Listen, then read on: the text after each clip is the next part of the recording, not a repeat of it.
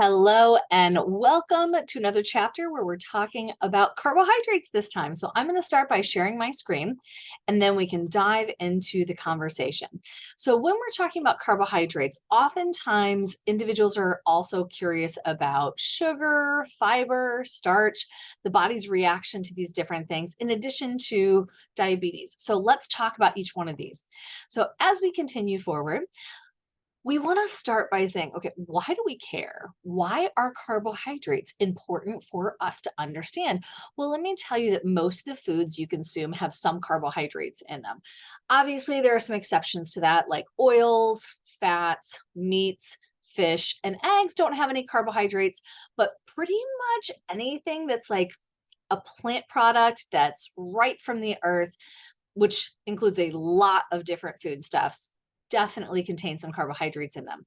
It's also recommended that you consume 45 to 65% of your calories from carbohydrates on a daily basis. And you might say, well, wait a second, that sounds like a lot of carbohydrates. Why would I want to have that many carbohydrates? Well, because some of the most healthful foods are very, very high in carbohydrates. To share a little bit, this morning I had a bowl with blueberries and oatmeal that were heated up. Most of the calories in that bowl of blueberry oatmeal were from carbohydrates. And if you think about it, blueberries and oatmeal, known for being very healthful and helping with decreasing the incidence of chronic diseases. Additionally, my brain loves carbohydrates. And I like to keep my brain happy.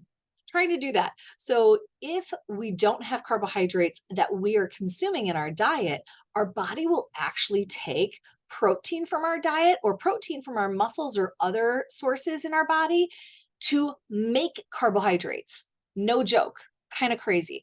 This is called gluconeogenesis, where we have genesis is the creation of, neo is new, and gluco has to do with carbohydrates. So it's the creation of new carbohydrates is that gluconeogenesis because our body just likes carbohydrates.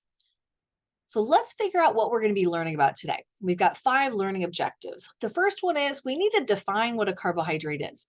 Then we're going to compare and contrast different types of carbohydrates. We're going to explain the roles of carbohydrates in the body, discuss food sources of carbohydrates, and clarify the relationship between carbohydrates and diabetes. If you are taking this class with me at the University of Illinois, we want you to share with us, what do you think when you hear the word carbohydrates? So use your phone or another smart device and use this QR code and kind of just type in a word in there. And then when we meet up together or at the end of the week, I'm going to be posting that word cloud for you. So we need to know the definition of a carbohydrate and how it got its name. It's going to help us better understand it. So the prefix carbo simply means it contains carbon. Carbon is going to be an element on the periodic table of elements. Hydrate, that suffix, means that it contains water. So if you're going to dive into chemistry, which I know not everyone loves chemistry, but we do have to use a little bit of it in here, CX H2XOX is the general chemical formula for something that we would classify as a carbohydrate. So for example, X is going to be the letter that we designate as some type of number. So glucose has 6 carbons, so it's C6H12 because 12 is 2 times 6, O6. And so that is going to be the chemical formula for glucose. Rarely do we ask you to learn chemical formulas, but this is one I do want you to write down and understand because chemistry is important in nutrition. When we talk about carbohydrates, there are 3 major subclasses that we want you to investigate a little further. There are the sugars, the starches, and the fibers, at least the 3 subclasses that are going to be in our foodstuffs. We're also going to be diving into glycogen, but glycogen is not in any food. It's only in our body and we store it in our liver and muscles. So let's talk about sugars, starches, and fibers, those 3 major subclasses in our foodstuffs. So when we look at total carbohydrates on the nutrition facts panel, and you're trying to understand them a little bit better, understand that the total carbohydrates are the sum of fibers, sugars, and starches. Anything that has the chemical formula CXH2XOX like we said before, for the purposes of this class, would be categorized as a carbohydrate. We've got these three major carbohydrate subclasses, like we said, the fibers, and you can think about the fibers like the skin of a potato.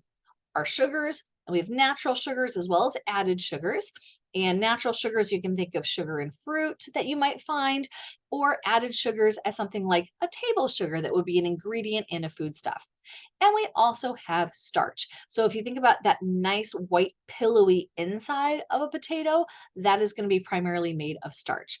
And if you're looking at a nutrition facts panel, and here we've got the new one that we're highlighting, where are the fibers, sugars, where are they at on there? Well, our fibers are going to be listed under this dietary fiber line. So you can see that if we had a foodstuff that had fiber in it, it would be under the total carbohydrates in that subcategory of dietary fiber, where this particular foodstuff has 4 grams of dietary fiber.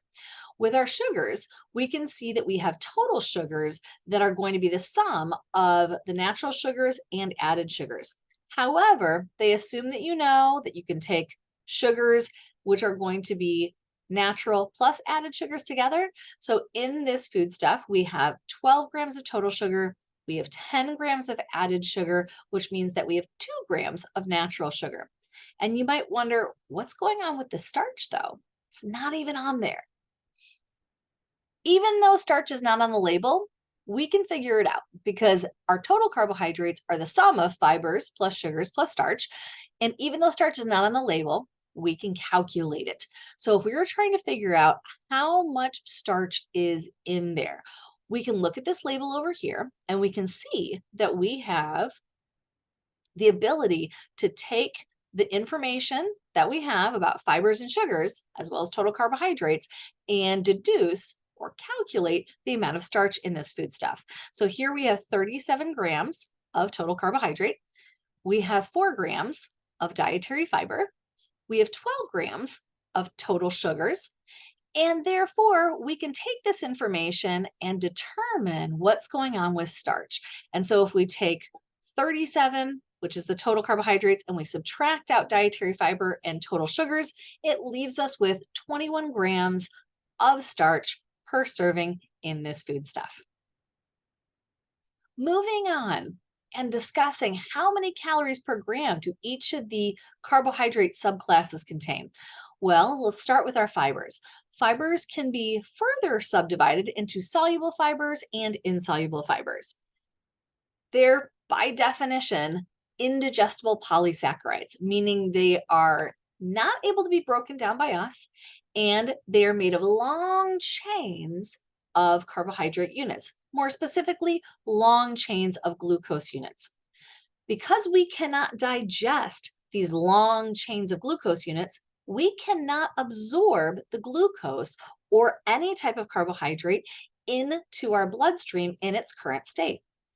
Therefore, for the purposes of this class, we say that fibers or our dietary fiber contains 0 calories per gram. In contrast, our sugars are going to be able to be absorbed, but we might need to break some down. So our sugars are going to be subcategorized as monosaccharides and disaccharides. Mono meaning one, very, very simple. It is the tiniest little unit that we would have. It is literally a monomer. So those monosaccharides can be absorbed into the bloodstream exactly as they are. The disaccharides are 2 monosaccharides linked together. So we need to cleave that bond, and then we're going to be able to absorb the building blocks of the disaccharides. These sugars are going to occur naturally in food, such as raw fruit, and they're going to contain 4 calories per gram, but also the added sugars in food, such as the sugar in candy, also contains 4 calories per gram. So sugars are created equally as far as the calories are concerned. However, I would say that they're packaged differently. So I highly recommend that individuals consider things like kiwi fruit, as we see in this picture, or blueberries or other fruits that we consume an appropriate amount of them, like 2 servings a day, to make sure that we're meeting other dietary needs. And that sugar is just a little added bonus as you're consuming those delicious foods. If we talk about starches, Those can be scientifically subcategorized as amylose or amylopectin. Starches are what we refer to as a digestible polysaccharide, meaning that even though they're made of long chains of glucose units linked together, we have enzymes that are going to allow us to digest the bonds between those glucose units. Therefore, we can absorb the glucose into our bloodstream, and starches provide, shockingly, the same exact number of calories as sugars do. So, gram for gram, amylose, amylopectin, natural sugar, as well as added sugars all contain the same number of calories. If we look at the National Institute for Health, what do they say about carbohydrates and their subclasses? Well, they say that carbohydrates are a fantastic energy source. And in fact, they're going to allow us to control our blood glucose in a variety of different ways, as well as fibers help participate in cholesterol and triglyceride metabolism, and we'll discuss that more in the next few slides. In addition, we have healthy hindgut microflora, tiny little microbes that live in our intestine, and those microbes need to eat something in order to stay healthy. It's almost like you can have fish in a fish tank. We can have microbes in our intestine, but the fish need to be fed just like the microbes need to be fed. And so we need to feed those fish things like soluble fiber in order for them to stay healthy.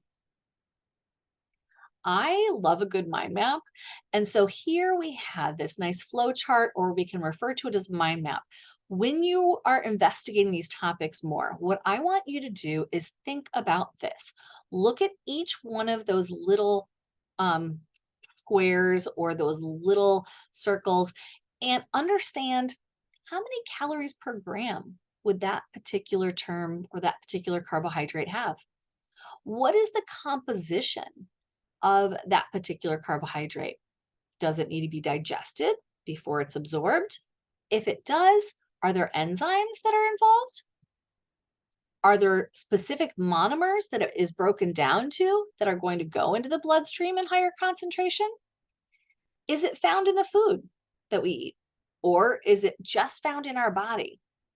If it's found in food, what foods? And if it's found in our body, where is it found in our body? So we'll back up and we'll look at this mind map, and then we're going to zoom in on the sugars. As we zoom in on the sugars, we want to look at the calories per gram. As a reminder, the sugars all contain 4 calories per gram. The sugars can either be composed of 1 saccharide or carbohydrate unit or 2 monosaccharides that are linked together.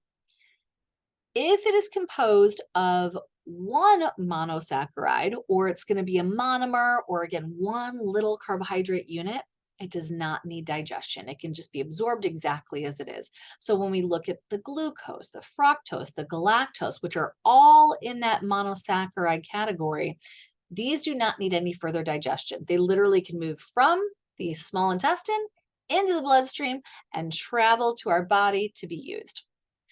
Disaccharides, however, are too large. Even having 2 monosaccharides linked together is too large. So we actually need to digest maltose, sucrose, and lactose.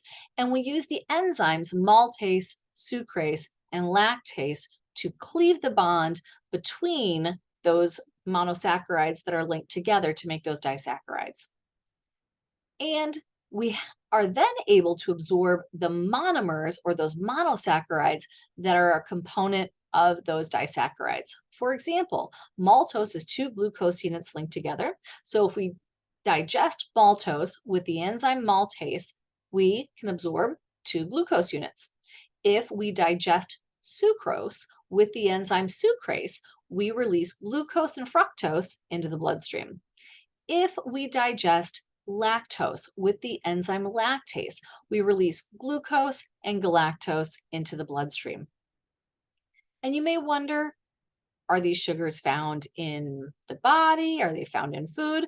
Well, anything that's sweet, if it's naturally sweet, most likely has some sugars in it. And in the body, we even have the blood sugar glucose that we even discuss as we continue to talk about the conversation of diabetes. So We can say that sugars are found both in the food and the body. It just depends on what form it's found in. You may also have another question when we're looking at the foods that contain sugar in them. Can I spot them easily by looking at the ingredient list? You can spot sugars by looking at the ingredient list of your foodstuffs. However, it can be tricky sometimes. So I'm going to give you some helpful hints. There are different types of names for sugars.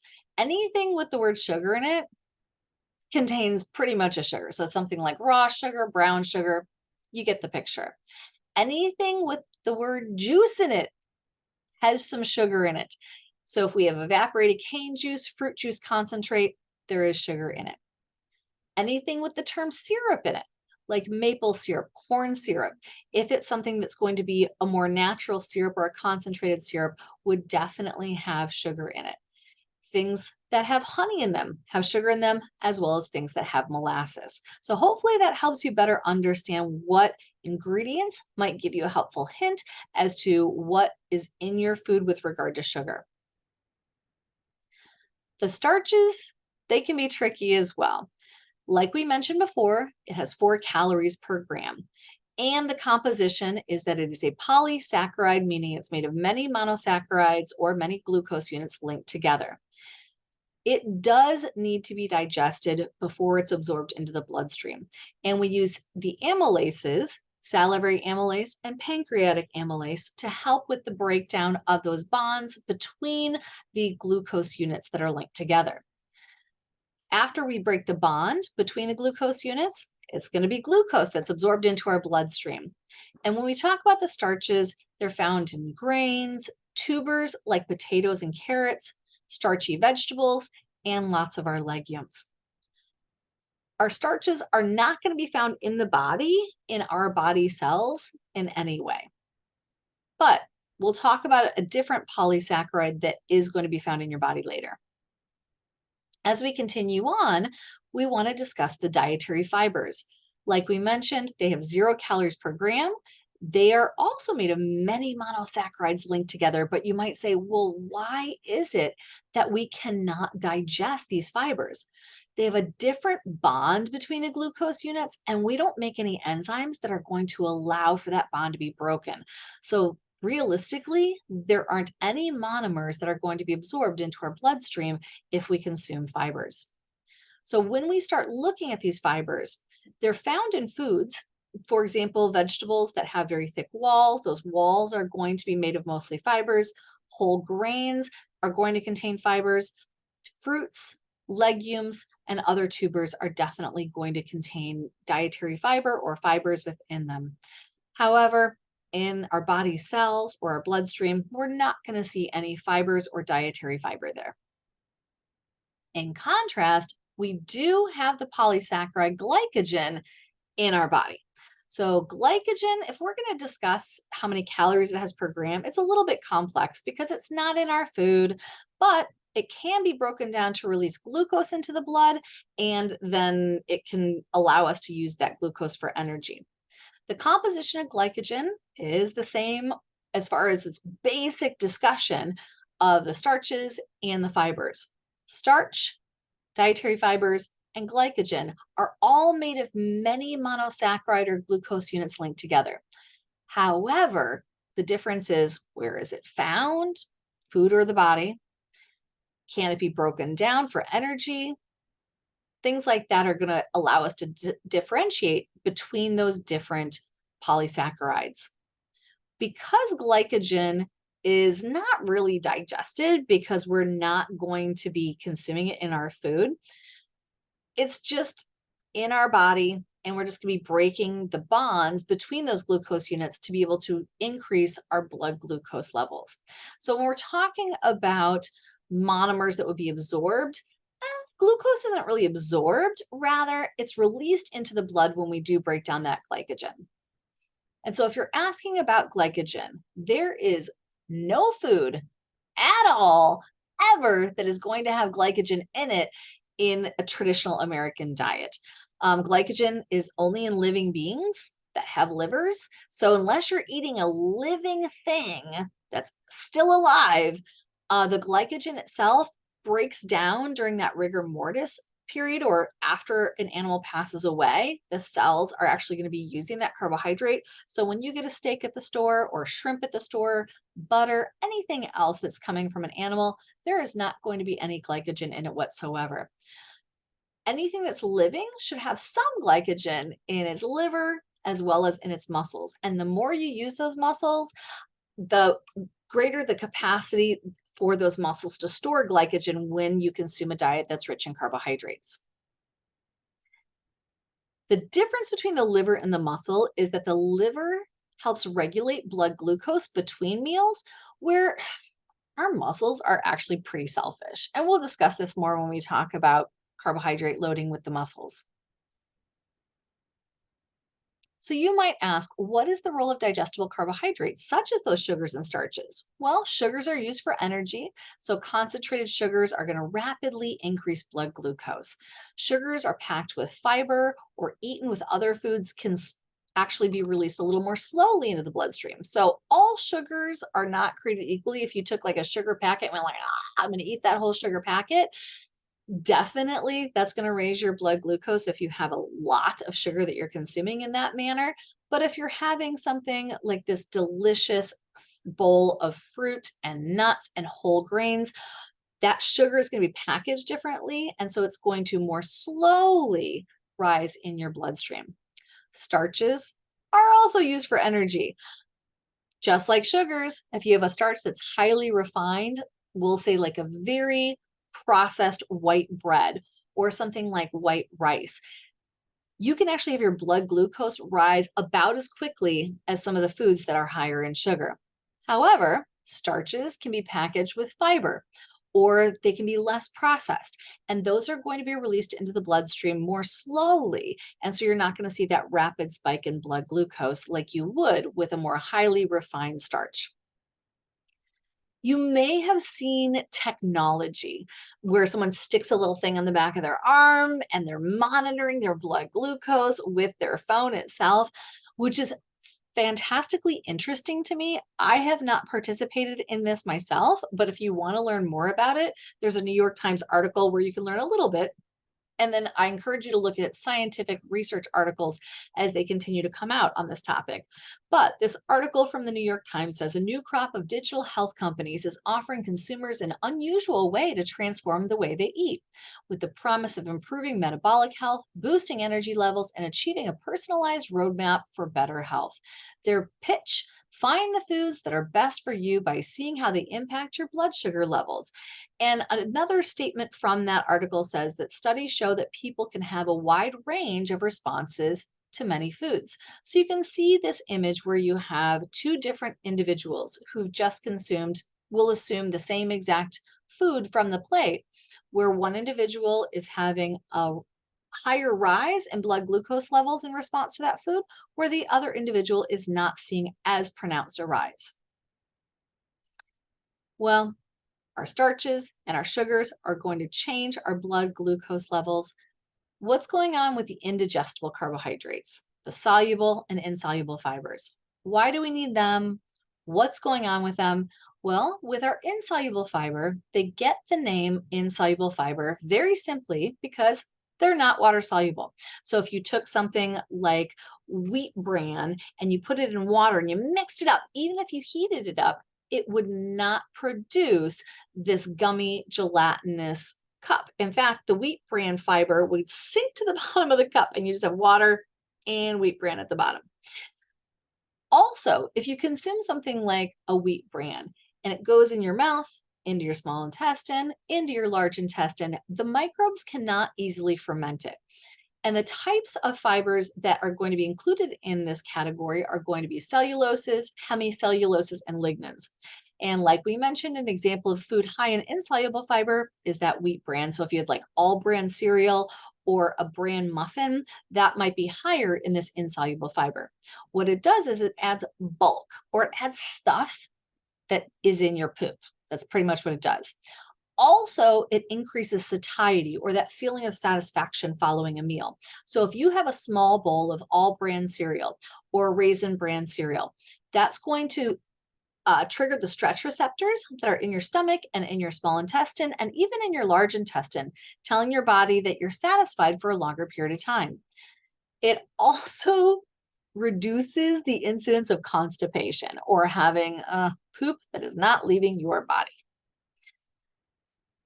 Soluble fiber, even though it is not digested by our enzymes, it has a different role in the body. Soluble fiber is water soluble, so it makes this like jelly or this gelatinous material inside your intestines when you consume it. When it gets into the large intestine, the microbes in there are going to ferment it. They're going to chomp, chomp, chomp. They have enzymes that are going to be able to digest this soluble fiber. And in that process, they produce gas. So the more soluble fiber you consume, like things like peas, like split pea soup, for example, the more gas you may have. So peas are thought of as a legume. And so soluble fibers have these pectins, gums, mucilages that are all going to be in that category of water soluble, easily fermented. Examples of foods high in soluble fiber are oatmeal, so something I had for breakfast this morning, as well as legumes or beans. So if you think of like refried beans, pinto beans, you're going to think about something like a bean soup. Those are things that are definitely going to contain more soluble fiber in comparison to an all brand cereal. Soluble fiber has a really unique role because it can actually reduce blood cholesterol. If you grew up in the United States, you may have heard this children's limerick where they say, beans, beans, they're good for your heart. And that's because it reduces blood cholesterol. And if you know this limerick, it goes on to say, the more you eat them, the more you fart. And farting is flatulence or passing gas because these legumes or these beans are fermented. So the soluble fiber that's in the beans does help with your heart health, and it also does increase your flatulence. So good and bad. You might wonder how it's going to decrease blood cholesterol. Let me give you a picture diagram that's going to walk you through it. So here, if you're wondering how soluble fiber reduces blood cholesterol, in the blue or on the left-hand side, let's say you have a higher soluble fiber meal. What's going to happen is the liver traditionally uses blood cholesterol to make bile. So blood cholesterol is actually a precursor of bile. The gallbladder stores the bile. Then what's going to happen is the liver and the gallbladder are going to secrete bile into the small intestine, which helps with lipid or fat emulsification, making tinier droplets, so it's easier for them to be digested. But soluble fiber actually binds to that bile. Traditionally, the body wants to recycle that bile. It worked really hard to make it. It wants to reabsorb it. But if we have a lot of soluble fiber and they're making this gelatinous mesh, then some of the fiber as well as the bile is excreted out of the feces and into your toilet. Then the body's going to have to take cholesterol to make more bile, and therefore we're going to have a reduction in blood cholesterol levels. If you're curious about lower soluble fiber, it's just that we're not interrupting that situation where the bile is not reabsorbed. Because we can keep reabsorbing the bile in a low soluble fiber diet, then what's going to happen is we just keep recycling it and we never really pull blood cholesterol out to make new bile. Therefore, we're not going to see that decrease in blood cholesterol. A lot of individuals are curious about glycogen. So we discussed it before that glycogen is not found in our food. It's only found in our body. It's stored in both the liver and the muscles. And glycogen is used to help regulate blood sugar. So if we have a situation that you've had this big meal with, again, oatmeal, blueberries, orange juice, lots of carbohydrates, what's going to happen is your blood sugar will start to go up. Then your body is going to produce a hormone, insulin, which is going to tell you we need to decrease that blood sugar to keep it in a healthy range. So the glucose or that sugar that's in the blood is going to go into the liver. It's It's going to go into the muscles and it's going to start being linked together to make glycogen. This is what we call glycogenesis. Genesis is the creation of or formation of something. Glycogen is that polysaccharide. So even though we don't say glycogen genesis because that sounds silly, we have an overlap and then we say glycogenesis, which is going to be that chemical series that's going to take glucose, make little bonds between each one of them, and store it as a polysaccharide in our liver and in our muscles. On the flip side, if you're someone who's out running and you're doing an endurance athlete event, then we want to use that glycogen. We want to use the glycogen from our muscles. So whatever muscles have stored up that glycogen, they can take that polysaccharide and then they can kind of use it almost like money in a bank. They're going to break down the bonds and they're going to release that glucose into the cells of the muscle so the muscle can do work for an extended period of time. Because we're lysing, we're breaking the bonds between glucose units, we call this glycogenolysis or glycogenolysis. And this helps us to use the glucose that's stored in our muscle as glycogen for energy. Also between meals, we can have a situation where the glycogen that's in our liver can have the bonds broken between the glucose units, and then we can release that glucose into the bloodstream so that we can regulate our blood glucose and make sure it's within a healthy range.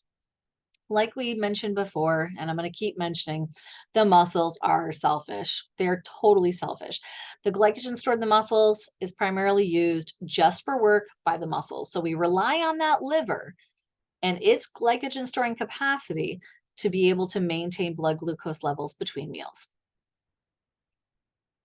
If you want to read more about carbohydrate loading and how it can help an endurance athlete, let me highlight a few things. The QR code in the upper left-hand corner of this slide is going to bring you to an article that is going to talk about the topic with a reputable source. It states, carbohydrate loading is a practice used by athletes to saturate their endogenous stores of muscle glycogen before longer duration events that typically lead to depletion of glycogen stores, or what we consider hitting a wall. When those glycogen stores are depleted, it's emotionally tragic. I know I had that happen to me, and if you're in my in-person class, I'll tell you a little story about it. Examples of times when you might have the glycogen stores in your muscles be totally used up. Something like a marathon where you're running 26.2 miles, or a Spartan race. And if you're curious what a Spartan race is, watch this video on your own. It is fascinating to see what the human body is capable of. If you're someone who is wanting to do what we call carb load or carbohydrate load in those muscles so that you hit the wall or run out of glycogen at a much later time, there's this 6-day plan where what happens about a week before your event, you start tapering is what they call it. You're going to gradually decrease the volume and intensity of your exercise. At that same time, for the first days 1 through 3, you're going to consume a traditional American meal where we're having a balanced meal with about, again, 45 to 60% of our calories from carbohydrates, or again, about the 50% of our calories from carbohydrates. And then as you get closer to that endurance event, not only have you tapered on your exercise or stopped exercising completely, you're going to be ramping up or increasing the percentage of calories from carbohydrates so that your body is then going to go and store those carbohydrates in the muscle for later use. So you'll have this big bank of glycogen in those muscles. So hopefully you don't hit a wall at all, or you don't hit it as quickly. When we're discussing the information, we'd be remiss if we didn't discuss any dietary plan. So let's talk about my plate and highlight foods that contain carbohydrates. If we look at this plate, almost every single one of these items is going to contain carbohydrates. Fruits definitely contain carbohydrates in the form of starch and sugars. Vegetables definitely contain carbohydrates in the form of starch that's digestible. And again, fruits and vegetables both also have fiber. Then we have our grains. Yes, grains contain carbohydrates. Depending upon what protein source you choose, I encourage individuals to lean more towards plant proteins like the legumes, and those definitely contain carbohydrates as well. And dairy products oftentimes have lactose in them unless the lactose has been removed or fermented off. So pretty much everything on my plate contains carbohydrates in it. So when people say, "Oh, I want to go on a carbohydrate-free diet," what are you eating? I have so many questions for you. Because when we start looking at the recommendations, it's recommended that we have 2 cups of fruits, 2.5 cups of vegetables, 6 ounces of grains. We're supposed to have proteins, and it's encouraged to have those plant proteins as well as dairy. If we're looking at the My Plate, how are you avoiding carbohydrates? In my opinion, if you're avoiding carbohydrates, you are having an imbalanced diet. So talk to a clinical registered dietitian about what your goals are and why it is that you're restricting yourself so much. I'm someone who loves a good graph. So here is a graph that's very, very simple, and it tells you what's happening with regard to blood sugar concentration on the y-axis and time on that x-axis, where let's just say you consume breakfast at the very beginning of that timeline, and then your blood sugar concentration starts going up.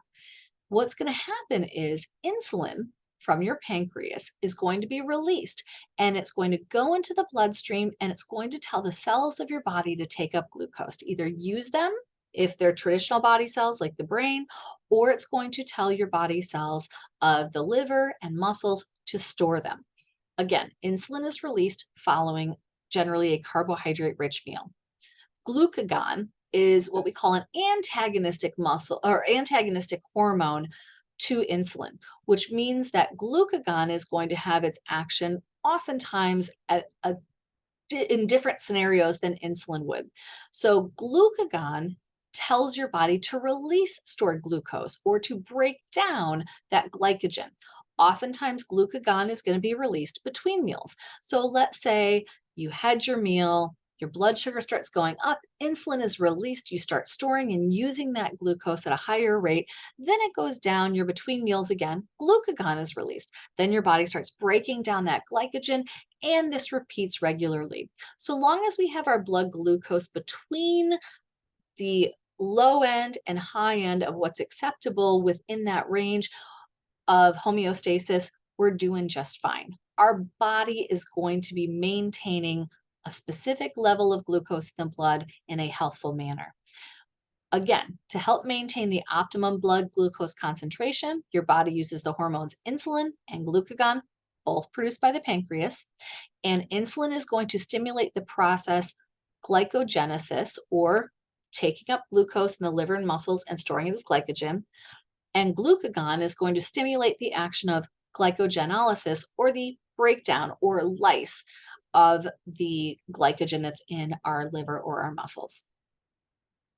So if you're wanting this color coded, you can see here, glucagon, glycogenolysis, insulin, glycogenesis. If you're someone who likes a good video, I found a fantastic video from TED Talks that goes through what the pancreas does. So it reinforces what I just talked about or what we've learned in previous chapters. But if you like a video to do that, watch the video and highlight to yourself, what do enzymes from the pancreas do? What is the role of insulin following a meal? And what is the role of glucagon between meals? And we'd be remiss if we discussed carbohydrates and we ignored the topic of diabetes. So let's define it first. According to the American Diabetes Association, diabetes is a condition in which the body's blood glucose or blood sugar is too high. And by too high, we actually have to diagnose it. The Mayo Clinic says we've got many different ways that we can diagnose this. One is an A1C test. And I'm not going to go into all the biological details of it, but just understand that the A1C test allows doctors to find out what the average blood sugar would be over months. So if we have an A1C greater than 6.5%, that's measured on 2 separate occasions, it does become a concern, and they would diagnose you with diabetes. If we have a random blood sugar test various times throughout the day, let's say you have your own blood glucose meter, you've just had a meal, you're between meals, and you're just randomly testing yourself. If you start seeing a trend that your random blood sugar test is over 200 milligrams per deciliter or over 200, chances are you want to go into a doctor and have them figure out what's going on as well, because you might have diabetes. If you have a fasting blood sugar test, and your fasting blood sugar test shows that after a prolonged period of not consuming any food whatsoever, that your blood glucose is over 126 milligrams per deciliter, measured on 2 separate occasions, then they will diagnose you with diabetes as well. And we also have this test called a glucose tolerance test, where you're given a bolus of carbohydrates, specifically glucose. And if it's over 200 after 2 hours of the glucose consumption, this is something that could also diagnose you with diabetes. Obviously, the more tests you have done and the more we have overlapping confirmation, the more concerned we get about you having diabetes that might need some intervention. And you might wonder, okay, how many different types of diabetes are there? What's going on? Well, there's 2 types of diabetes that are most common. So 5% of individuals struggle with type 1 diabetes. So 5% of those that are diabetic, I should say. So if we have 100 people who have diabetes, 5 of those individuals would likely have type 1. Type 2 diabetes is becoming more and more and more prevalent. So again, if we have 100 individuals with diabetes, 95 of those individuals would most likely have type 2. Type 1 has an early onset. It is where the pancreas itself does not produce insulin, and therefore we refer to this type of diabetes as insulin dependent, meaning they need to have insulin injections in order to maintain their health and well-being. Type 2 diabetes is often seen in those that are a little bit older. We are seeing it in younger individuals like 8, 9, 10, but for the most part, type 2 is diagnosed as someone is an adult. And it's insulin independent, meaning it's not insulin production that's necessarily the problem at the beginning of this particular type of diabetes. However, the cells of our body that respond to insulin, like think of insulin as a key and the cell as a lock. If you don't have a key, that's like type 1. Can't get in the door. If the lock is broken, let's say someone goes and like jams the lock and things are wrong with the lock, you might have insulin or the key, but if you can't get it into the lock or the lock's not responding properly, you still can't get in the door. So with type 2, this is where there's an insulin receptor problem. The reason we're seeing an increase in type 2 diabetes is because we're seeing an increase in individuals who are choosing a sedentary lifestyle or struggling with a sedentary lifestyle, even if it's not their choice. We also have individuals who are choosing more of an imbalanced diet or again, struggling with an imbalanced diet. And we're seeing an increase in those that have it, which means we're seeing an increase in family history with it. If you're someone who wants to understand this a little bit more, like I said, I generally provide a video to help reinforce the concepts, but everything you need is in this PowerPoint discussion lecture. But if you like reinforcement, we got a great video right here for you. You may wonder what foods are recommended to diabetics and maybe under what circumstances. Well, according to the American Diabetes Association, diabetics are supposed to choose foods that are rich in vitamins, minerals, antioxidants, and high in fiber that are good for overall health. Kind of like what all of us are supposed to consume. So just like I'm recommended to have beans, dark green leafy vegetables, citrus fruits, berries, tomatoes, fish high in omega-3 fatty acids, nuts, whole grains, and foods high in vitamin D, because I don't have any contraindication or any other health condition that would say I shouldn't have those. Diabetics, if they're able to and don't have other health conditions, they're recommended to have those as well. But individuals who have diabetes and their sugar is low, and you might say, what are they supposed to do right away in an acute or a situation that's happening right now at this time? Well, a diabetic can choose a food that provides an appropriate amount of carbohydrates. What does that look like, you might ask? Well, a half of a banana, 15 modest-sized grapes, 2 tablespoons of raisins, a small apple or a small orange would be enough to help bring up that blood glucose in a meaningful way. And when we talk about blood glucose, there are two terms that often come up in conversation: glycemic index and glycemic load. They can be very confusing, so I'm going to try to speak about them as simply as possible. So, glycemic index is a ranking scale that shows how quickly the food will raise blood sugar when eaten on its own. But even though that's the definition of it, it primarily just considers the digestibility of the carbohydrate that's in there. So, food that contains sugar is going to rank higher on that glycemic index scale. So, I'm going to give you an example of something that kind of muddies the water or can make it a little more confusing on that next slide. Glycemic load takes glycemic index and multiplies it by the grams of digestible carbohydrate in a serving of that food. So, to me, I feel like glycemic load might be more important, but like we said with that article from New York Times, isn't the most scientific article. However, it does bring up a good point that two different people can have the same food and have two different responses to that same food. So we definitely do need to take into consideration how our body personally responds. So again, glycemic index, a ranking scale, primarily considering the digestibility of the carbohydrate. So things that have sugar in them as the main source of carbohydrate are going to rank higher. Glycemic load talks about how much sugar is in that food and what's going on there. So let's do a little math here. So if we have glycemic index and we are going to multiply that by the carbohydrates and divide it by 100, that's going to give us our glycemic load. So watermelon has a glycemic index of 72, which sounds like it's on the higher end of the scale. A serving of watermelon has a 5 grams of digestible carbohydrate. So what's going on here? So if we take the glycemic index of 72 and then we multiply it by 5 grams of carbohydrate per serving, and then we divide it by 100, then we can see that the glycemic load of the watermelon is going to be 3.6. So even though the glycemic index is pretty high on the scale, 72 is pretty high on the scale, the glycemic load, because watermelon has so little carbohydrate per serving, is relatively low. So you can have a food like watermelon that has a high glycemic index, but a low glycemic load. So what I would say is pay attention to the overall carbohydrates that are in your food, what they're packaged with, how you're going to eat them. And I know this is really complex, but I did want to give you enough information where hopefully you want to go and investigate it more, because I want you to think about all of these new terms. I want you to review them, reflect on what you might say to someone who is a diabetic or maybe thinks they might be.